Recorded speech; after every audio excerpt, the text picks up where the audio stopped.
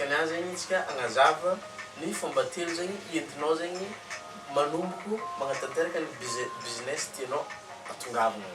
Satria ino ma antony agnazavantsika raha zay zegny? Antony zegny am'izao fotoana zegny presque ny raha jiaby zegny ny business ary presque le tanimboanao zegny feno varotra. Ke noho ny antony zay zegny izy ka vonona anao zao ty toko fa hipetraka tsara amin'ny place tokony hipetrahanao zegny. Aveo zegny izy ka mbola sambany zegny anao agnatin'ny programme ty ato agnatavo mihitsy anao mba hiabone amin'ny chaîne ty ato. Aveo zegny izara amin'ny namanao zegny tonga de fa izy zegny atsika voalohany zegny izy koa zegny anao anomboka amin'ny business igny tokony ho fantatranao hoe ino ny raha tiako zegny. Le raha tianao zegny tsy aboenao satria antony zegny lera entigny mamokatra zegny fotony. Izy koa anao zegny miasa amin'ny raha raiky tianao zegny mavita mandany lera elaela ary koa mavita mandany énergie bebe kokoa zegny entinao amokatra amin'ny raha tianao zegny. Ke tsara zegny ny ahaizanao hoe ino ny raha tiao.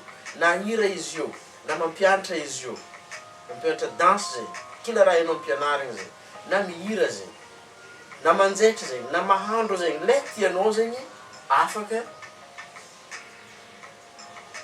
fidinao tsara hoe ino raha tiako, mandiniky tsara hoe ino ny raha tiako zegny.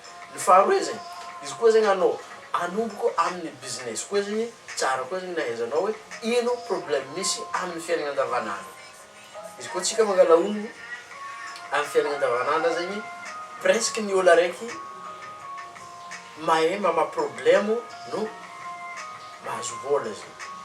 Tahaka ny mpanakanto, ny mpanaotra boky, regny zegny agnisan'ny olo mamaha problème zegny.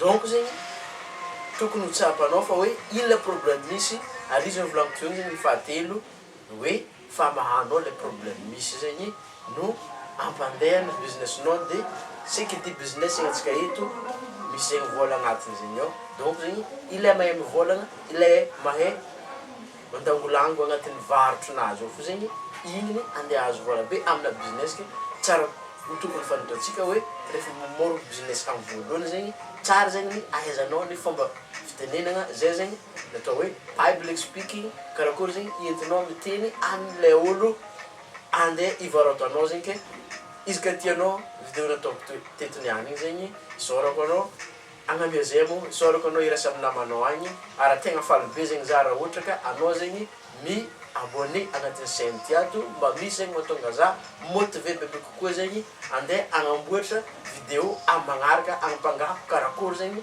mitsabo le business aiza aby zegny tany tokony ho ikodidinanao raha ohatra ka anao zegny magnano business atonganao malakilaky zegny toy ny mahazatra misy lay zegny amberako amin'ny vidéo ty ato atonga antsika zegny olo mba tagnano business bebe kokoa ary indrindra zegny natao ho an'izay olo entrepreneur zegny. Ke izy ka anao zegny mba hisafidy entrepreneur na dia mbola tsy nanomboka anao ary efa fo vidéo naka fa ampianariko anao de andrasako le raha mba haiko anao amin'ny magnaraka tsy hognany misimisy mba nandamanao ty eriky tany ty.